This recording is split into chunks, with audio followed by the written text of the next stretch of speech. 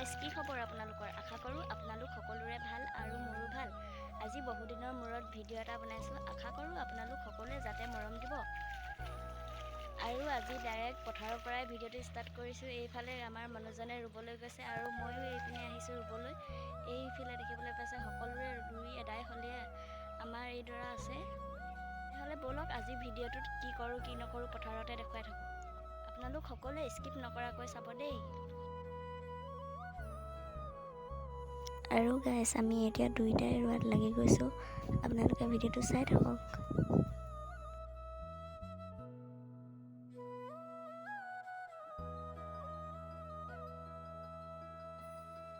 আৰু গাইছ মই ভালদৰে ৰুব নাজানো বাবে লাহে লাহে ৰুই আছোঁ আৰু আপোনালোকে আকৌ নাহাঁহিব দেই।